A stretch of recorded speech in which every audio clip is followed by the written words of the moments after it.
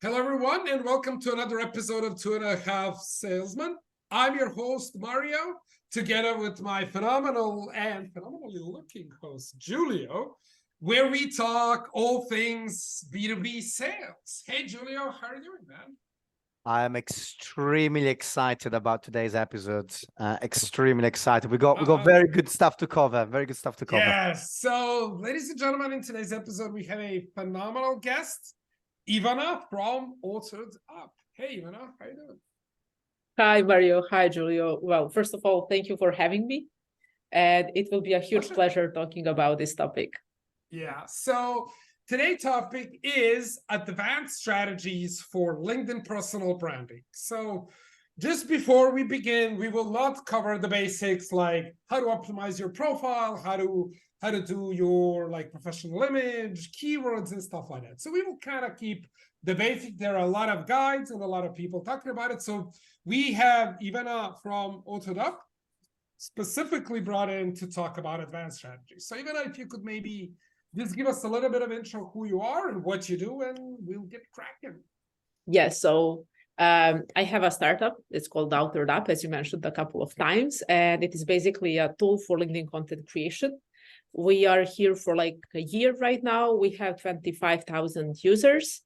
Most of them are active users, and we are basically helping people to create better content faster. So that's in short. Well, nice. So we will put a link to the, I guess, Chrome extension, right? So yes. To the Chrome extension, we'll put a link in the description. Make sure to check it out. If you're a LinkedIn creator, it's a fantastic tool. It's an awesome tool. You just gotta use it. It's like that type of thing. Okay, I'll be honest. I didn't know about this until Mario told us you were coming to the episode. And I was like, okay, I'll try it. I mean, it makes sense. And I post on LinkedIn for every day for 18 months. And I download it and I'm like, okay. And I'm like, okay. I'm like, oh, wow. I was like, oh my God. Oh my God. It's like, how did I not use this for the last 18 months? So yeah, it's complete game changer. But we'll explain why in a second as well. Yeah. So let's dive straight into it, right? So my first kind of notion is that people see LinkedIn as this kind of digital virtual business card or digital virtual CV. But in I would say 4 or 5 years now, it has become a lot more. So even what have you seen, like, let's say in the last year since you started, what are some of the things that you've seen people basically do on LinkedIn? Yeah, so first of all, like LinkedIn changed completely about the time when the COVID started, because everyone were online and they had to find additional channels that are not in person. And LinkedIn was basically the only B2B platform, like social media for businesses. So everyone jumped in, but for some time they didn't know what to do exactly. But as time passed, like we are seeing a lot of people starting to create content that has a pretty high quality. So like 3, 4, 5 years ago, you would get a person with a post that is celebrating, changing a new position, or potentially sharing the personal story, or maybe sharing a link to the blog with like this big paragraph. And like, here is a link to my blog. So that was the feed more or less. So that evolved a lot, especially in specific industries. Some industries are still pretty low when it comes to content quality. So that's what we definitely saw, and that's how we started the Authored Up. The second thing is that people are becoming more active in the feed. Please. Let me just quickly interject. So Julio, you told me when you and I met that you've been like fairly active on LinkedIn for the last, I don't know, year and a half. Mm-hmm. So what did you see? Well, the thing that, just to quote on what Ivana was saying, is that the competition has increased exponentially. And for example, one quick tip for anyone that's looking to work or get LinkedIn traction is don't do self-advertisement. You know, if you start posting about like, I see sometimes like, hey, have you got this problem? Talk to us. And you know, this is not, you're not at TV and you're watching an advert on McDonald's. People are coming to actually mainly educate themselves. So if you talk about the problem and you demonstrate you solve it, that's great. But you should be very careful with putting call to actions that are directly about selling, for example. Yeah. That's one of the things I've seen change a lot. Yeah, I would just quickly add, and then Ivana, sorry to interrupt you there. So the one thing that I see is it has become a buzzword infested wasteland. Like, ton of it. A ton of it has actually no merit. Right? Yes, but like it became like, but it was like that before as well. So, It but was it that was, okay. yeah. So it's not that you know, like, but you know, people were not spending that much time in the feed. Right now, we see more people engaging in the feed, not only creating content. So that's something. And the like, again, I mentioned like different industries, like we call it soft selling. Those are the posts where you are basically showing you're educating, showing like it can be a tips or mistakes, it can be some framework, whatever you think is valuable, and then you can give insights from, for example, your client or your profile or your ideas. And then that's how soft selling is done on LinkedIn, where people are aware of your positioning and potentially your offer. What is definitely not against it is not in line with LinkedIn algorithm, because it gets a bit penalized, are like, we call it like hard promotion posts. So those are the posts, look at me, I'm so awesome, this is my link, book a call, and things like that. Yeah. And if I can quote on this, I mean, I know that he recently gave you a shout out, what I call the LinkedIn God, Rich. So if anyone wants to actually figure out how the algorithm works, there's this guy called Richard van der Blom, and he's specifically, literally, I think, is it every 6 months he releases a in-depth study where he explains what works and what doesn't work on LinkedIn. So that would be level one. If you want to be good at LinkedIn, that's where you would start. At least that's my personal opinion. That's how we started, by the way, when we were thinking about, you know, like improving our LinkedIn. When I say our, I mean like my co-founders and mine. We basically looked and we found that report, and we started to look at it, and we wanted to implement some strategies we couldn't, and that's how we started OutwardUp. So basically that was a core. Awesome. So one of the topics that is huge, especially I would say in advertising as well, is obviously the topic of influencers. And that if we were talking about advanced strategies for LinkedIn branding, I gotta touch on the topic of influencers, right? And I will let you open a little bit about this. So what have you seen that people who do have a fair amount of engagement on their posts do differently than, let's say, everyone else? You did mention OutwardUp, 25,000 users, most of them very active.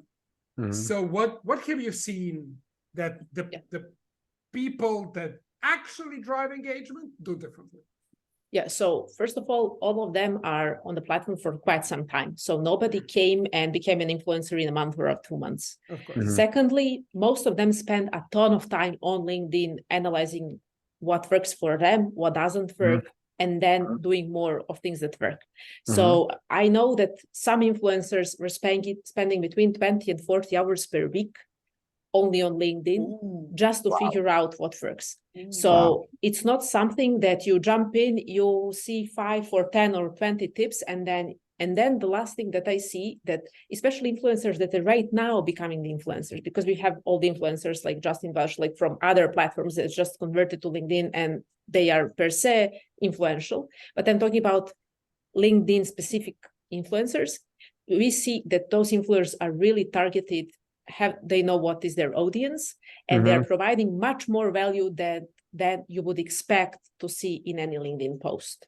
So for them is go one step further, and then they always go one step further, and that's how. So when I say one step further, better post, when I say it's, if everyone are commenting 5 times, they're there 20 times. They are getting into LinkedIn multiple times per day. They are engaging, sending DMs, trying to figure out what works, and building some relationships there. Makes sense. And actually, I wanted to add on this. I think one of the things I personally noticed that OutwardUp actually really helped me with is that the way the algorithm works, obviously the content needs to be good, But also I think a lot of things are about how the actual algorithm works. So for example, if I write a good hook, so the first 5 lines without picture, 3 lines with a picture, etc., then I'll generally get way better engagement. And I think a lot of the creators are really good at hooking you in Yes. with the first few lines.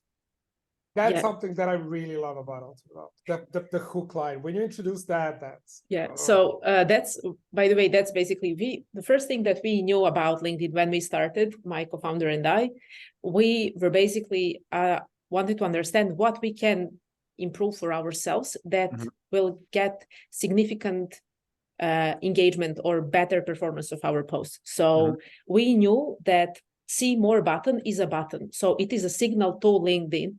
And that is the first engagement that you can have on LinkedIn. First of all, you stop. And then if you click see more, you're sending a signal. This is relevant for me. I want to read more. There is something in it.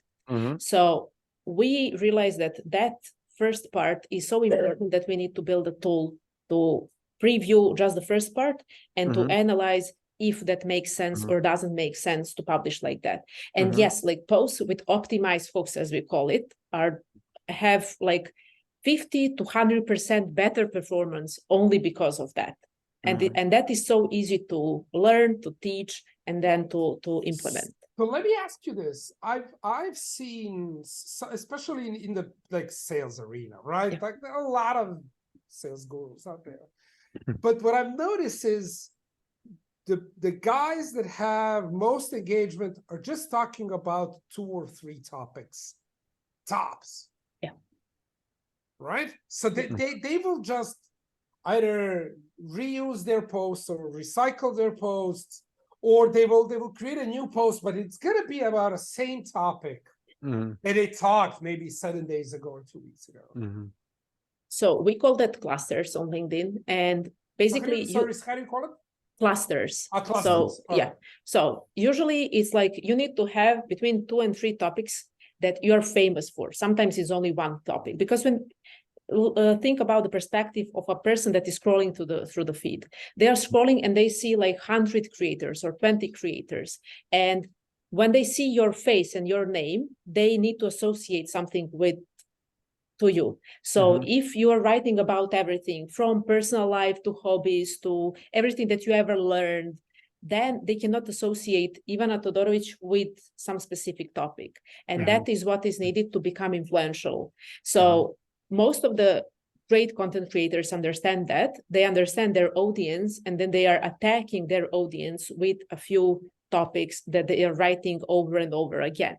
Also, the last point is that not everyone in your network, on top of other people, won't see the same post. So basically, even when you post to some, maybe 10 or 20% of your network will see it. So you need to post 5 times to cover the whole network, right? Makes sense. And actually, I wanted to ask a question specifically because of this, because I think a couple of things that I've noticed, I'm not very comfortable with it yet, but every single time I post a selfie, I get way better engagement. And as much as Mario argues, I'm not that good looking. So shut up, Mario. He is good looking. Hola. Yeah, so selfies. The idea is people relate to you when they see a selfie. The second question is what happens with that engagement? Because you can get more engagement on a picture with your face and the selfie, etc. But do you see any kind of a next steps for your potential leads, clients, or whomever you're trying to address in the post? So we know that there are people that are getting, like, you can get 1 million impressions on something that is about yourself, about your struggles and a selfie, but you won't convert no one.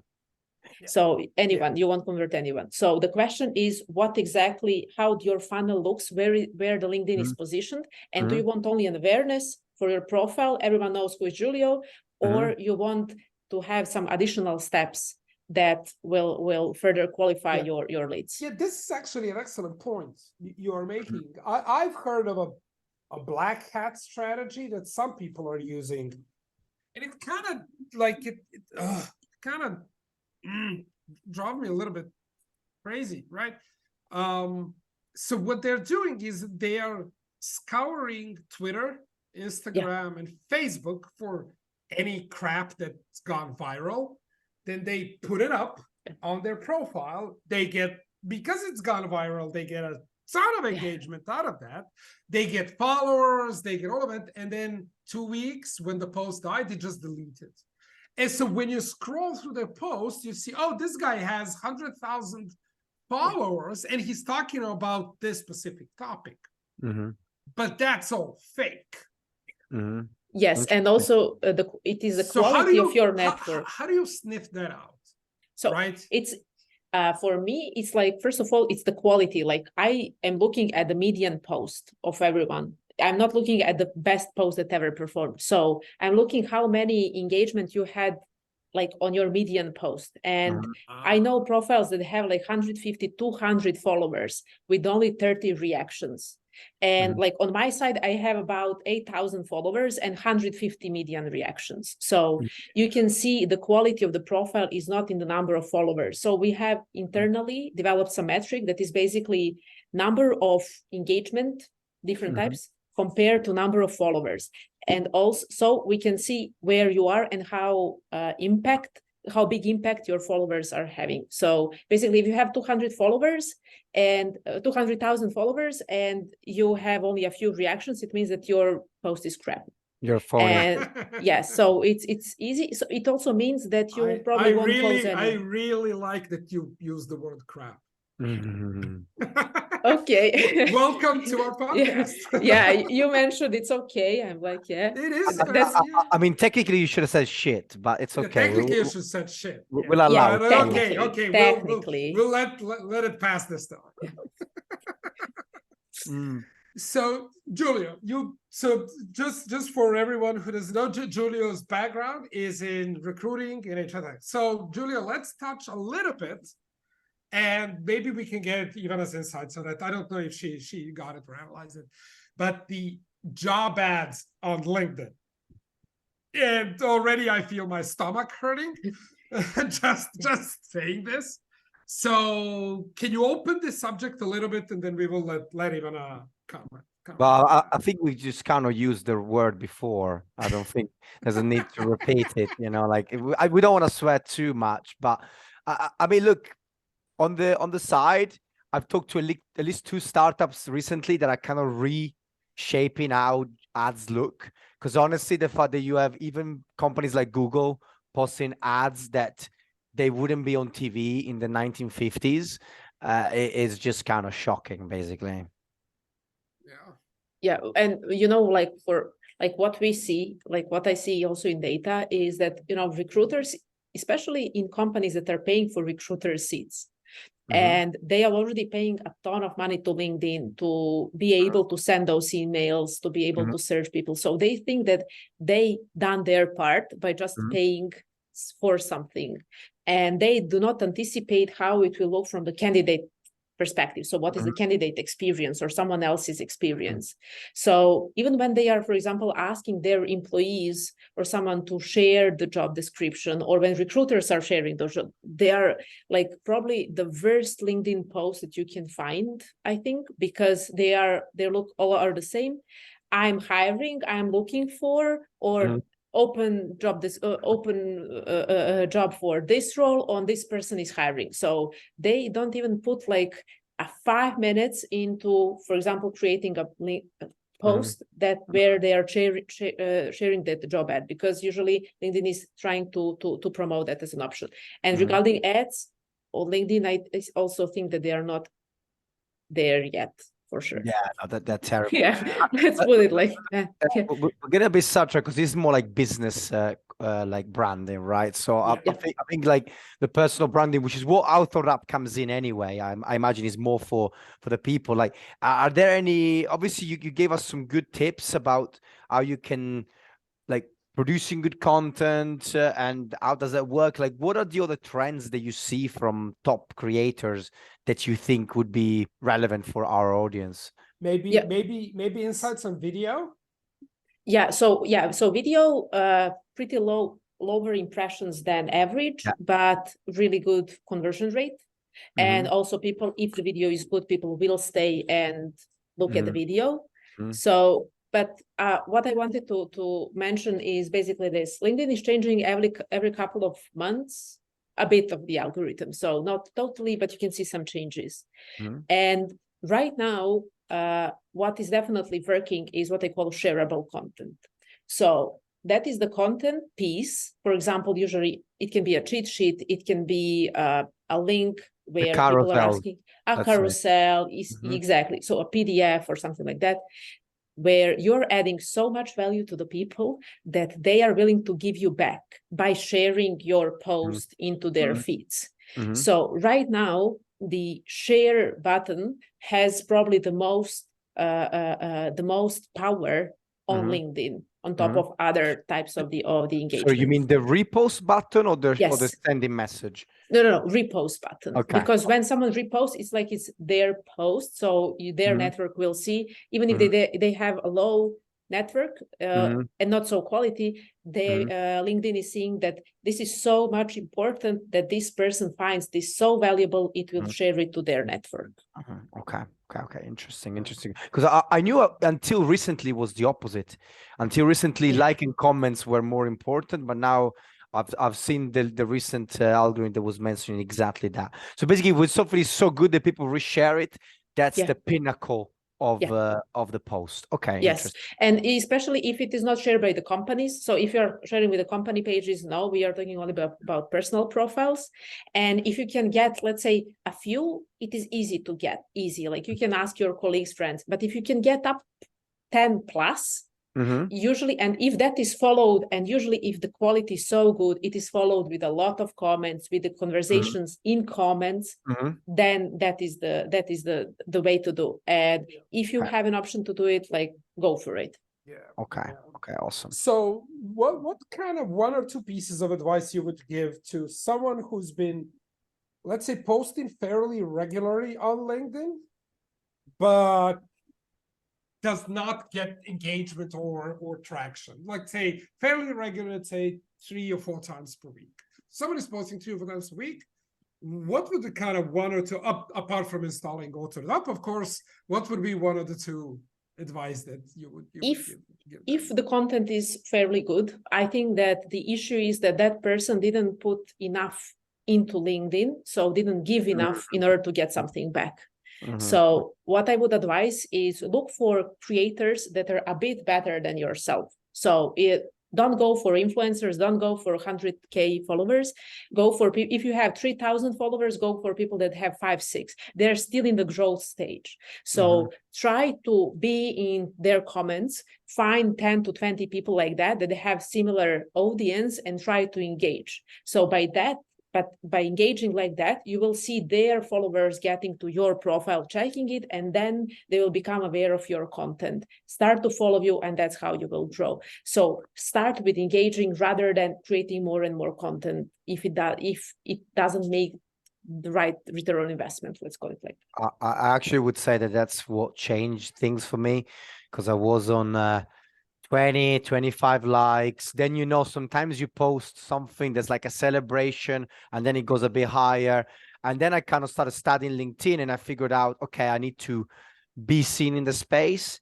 And so now I have the bell on for like 10, 15 people in my space. And I comment with some of them, they just reached out as I like, hey, look, let's have a call, and that's how you start to really build out the network. So I would say that's probably the commenting, and not shitty comments generated by ChatGPT. Of course, actually, well done, well done, congratulations, thank you for sharing, or whatever crap. Like when you actually put some thought into it, it's I think that's when you really start getting people coming back. Whenever someone puts thank you for sharing in one of my posts, I just go, okay, yes. I am, yes. Yeah, I actually had a couple of guys that I was following and I was commenting on the stuff, and then like whenever they would comment, like great stuff, and then after a while I was like, you know what, like that's how it's gonna be. I just don't need to engage with you. You know, if that's the effort you're gonna put in, then I don't really care, and then I just stopped commenting on the stuff as well, right? That's why I always like Julia's posts. So what about, I've seen this all over. I think this is maybe a good advice, and you can comment, of course. I'm a part of, but I've seen people kind of unionize, where they have like WhatsApp groups, like 15, 20, 30 people. Pods, where called pods. Pods, yeah. Pods, yeah. Basically, you put in your LinkedIn post, and then people comment or like or share or whatever. But there's even a software that does this Lampod, Yeah. which destroys your reach, though, as far as I know, right? Not only that, like, because that's seen as an automated activity, you can easily get a ban from LinkedIn. So it can be like, first you get a notification, and then you get a temporary ban, like for 12 hours, 24, 2 days, and then who knows. So when Julia said there's actually a software that does it, I was like, oh, I will Google this now. No. And then you jumped in, it will actually fuck you up. And I said, okay, no. No, but I remember, because I used to be able to tell when someone used them, because what would happen is that you post, and within 4 minutes you have like 65 likes or something. It's just impossible. Just no one is that fast, right? And all the comments would be great share, thank you, this and that. And then, you know, like, LinkedIn is not that stupid. It's a machine, but it's not stupid, right?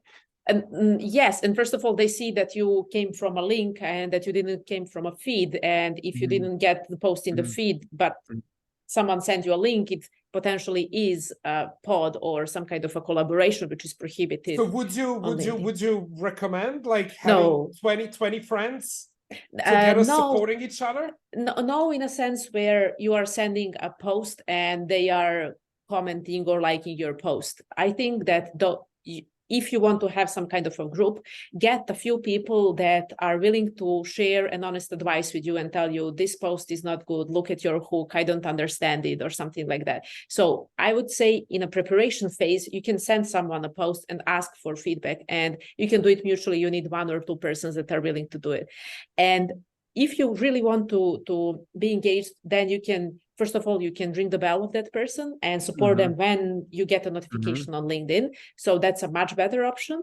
And also, if you're talking to the person in DMs, usually you will see their post in the feed. So those are the 2 ways that you will get the post in the feed or a notification on LinkedIn. But I don't think LinkedIn sees that also as some kind, not an automated activity, but they see and penalize the post where the same group of people are all the time reacting, commenting, etc. Yeah. Like, I've looked at this quite a lot as well, and I noticed the same problem. So it's really like, the only way around it is really producing high quality content and figuring out what is high quality content. And not, I've had a couple of people tell me, oh, can I do ChatGPT? I was like, well, of course you can. No one is stopping you, but you're just going to get very crap engagement. So, I mean, I use ChatGPT sometimes for my posts, but just to get an outline of like, this is the topic that I want to talk to or write about. These are my kind of either hypotheses or my like subtopics that I wanted to just generate me a LinkedIn post, and it generates a kind of LinkedIn post, and then I edit it with my own voice and so I never give it, oh, write me a post on recruitment. Right. So I don't know. I actually do it fully, man. I used to ask ChatGPT for ideas, but then but then I realized actually, like, the best ideas like come that, like, because ChatGPT, she's still gonna give you some quite structured things. So like, generally you can ask for ideas, but I almost never would pick the ideas. I would just do something quite similar, let's say. Yeah, I use it basically to I will give it structure, and I will give it, okay, this topic I want to talk about this, and this. So just go and write it. I use it a lot, like, to be honest, like, but I'm using to assess LinkedIn posts. So why this post is not good. And you get a lot of, Ooh. I can send you a prompt. It's pretty good prompt. Oh yes, I was building, we will I- put it. Send us a prompt. We'll put it in the description. Okay, yeah. So I'm always, especially because like I like to do reuse of posts for myself or for my people, because a lot of people are sending me posts and I'm rewriting them all the time. Yes. And I'm like, sorry, I had to, like I just, couldn't Well, let you delete it. let me ask you this. Yes. What is the influence of person having LinkedIn Premium versus not having it, but wanting to be a creator? I mean, It has some influence when it comes to well, feed. and and my follow-up, Mhm. do you have any data on this? Yeah, so I don't have specific data. We plan to do that analysis because we have a lot of data around that, and we know who has a premium and doesn't have a premium. But I think that like those are the small tweaks. Like also, like if you know what is the best time to post, maybe you will get 5 to 10% better impressions or whatever you are tracking. Like yes, premium, but it cannot compensate for anything that is really important in the content. Yes, so it cannot compensate that.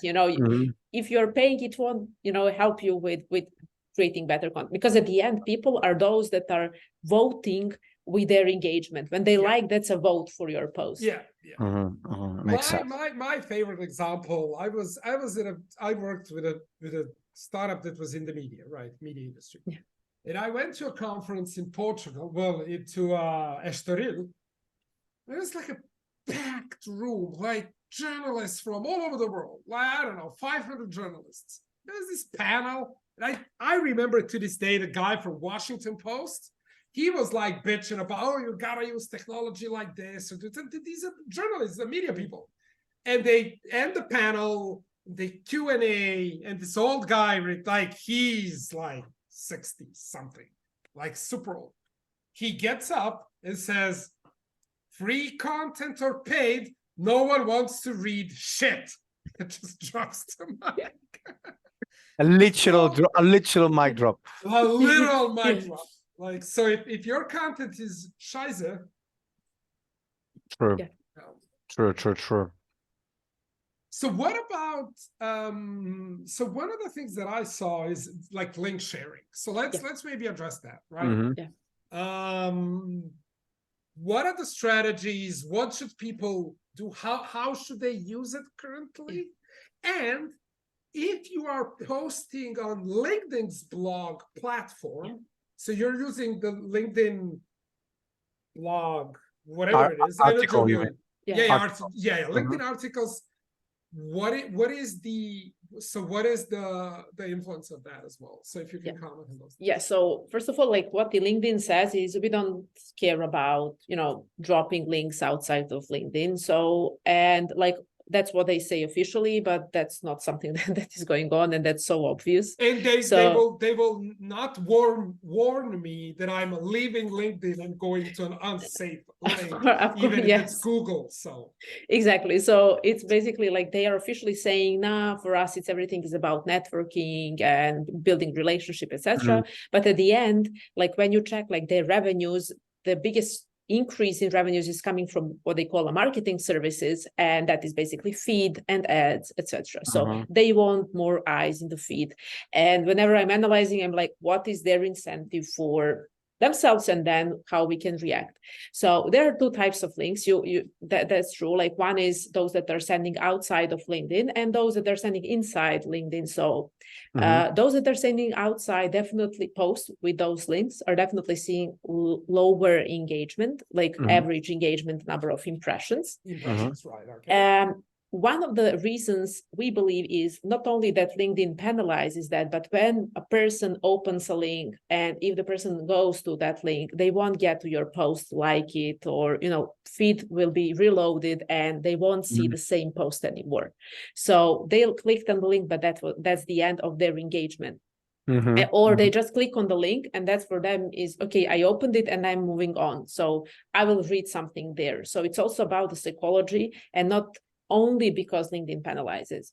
The links that are in platform, what I believe is that they are not making any penalization and additional difference. We'll do analysis over that. Like we have that as maybe assumption. like tagging of people in posts or tagging companies in the posts or stuff like that. And not only tagging people, but also like putting like a link for a blog, LinkedIn articles, or to LinkedIn event, maybe, inviting people to, like to join some group or something like that. So that's something that shouldn't be penalized by LinkedIn, because you stay on the platform and you keep engaging, right? Because that's their tracking at the end. And yes, links that are outside of LinkedIn, they are definitely penalized. So it seems that if you put them in a comment section, they are fine. LinkedIn removed pin a comment. So maybe that comment will go down. So you need to comment and to call to like the comment, someone else like the comment to make it. You got to do like what, after 10 minutes, right? So you have to wait 10 minutes from the post to put the link in the comments before, otherwise it's going to get penalized still. At least this is what was in Richard's latest. I think that changed. I'm not sure. I know that was like a year ago. But I think that data changed like in the past, because they removed the pin a comment, etc. So I think that they still, I am not sure, but I think that has changed, and that it is okay to put in a comment immediately, to comment on your post, as we call it. They're trying to do a bit like Twitter threads, I think. That's why, right? They're trying to create this. Look, the head of engagement for LinkedIn was former head of engagement of Facebook.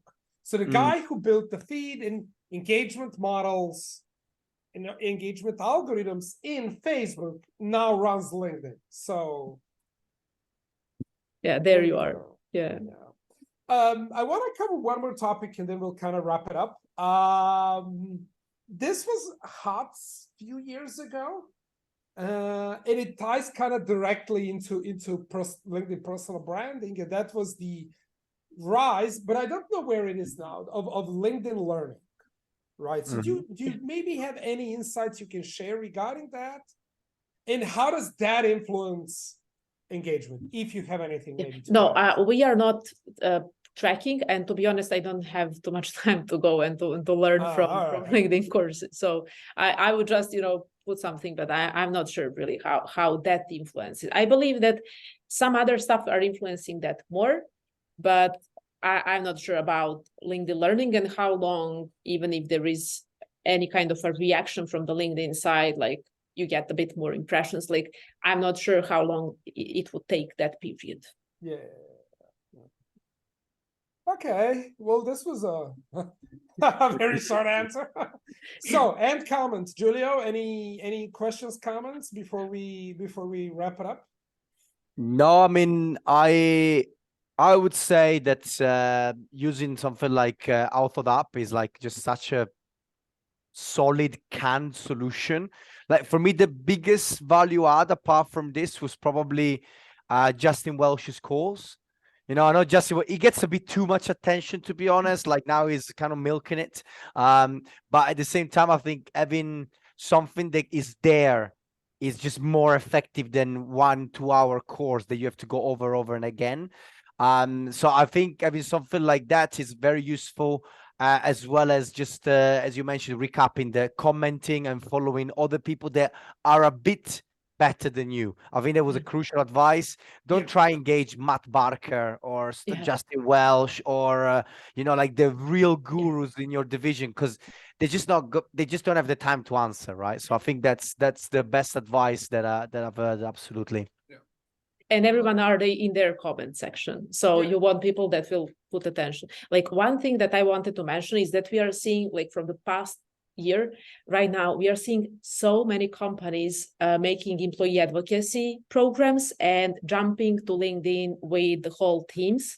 Like we have even companies that are asking us for hundreds of licenses where they want to push not only salespeople, as there was before, like part of their social selling, but also like mid managers, their employees, to create content and to bring some awareness.